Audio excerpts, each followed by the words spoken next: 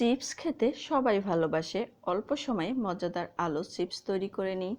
4টি আলুর খোসা ছাড়িয়ে নিয়েছি। চেষ্টা করবেন একটু বড় সাইজের আলু নেওয়ার। আলুগুলো এবার আমি স্লাইস করে নিচ্ছি। স্লাইস করা হয়ে গেলে আলুর সাথে সাথে ঠান্ডা জল দিয়ে ধুয়ে নেব, তা না হলে আলুগুলো কালো হয়ে যাবে। 6-7 বার জল পাল্টে পাল্টে ধুয়ে নেব। এবার গরম জল দিয়ে আলুগুলো 1 মিনিট ভাপিয়ে নিচ্ছি। আলুগুলো গরম জল থেকে তুলে সাথে সাথে ঠান্ডা জলের মধ্যে দিয়ে দেব। জল থেকে তুলে একটি একটি করে আলু ছড়িয়ে ফ্যানের নিচে রেখে জল শুকিয়ে নেব। এবার গরম তেলের মধ্যে আলুগুলো দিয়ে আমি নাড়াচাড়া করে লালচে করে ভেজে তুলে নেব। এবার এর মধ্যে চাট মশলা, বিট লবণ ও মরিচের গুঁড়া দিয়ে ছাঁকিয়ে নেব। তৈরি হয়ে গেল মজাদার আলু চিপস।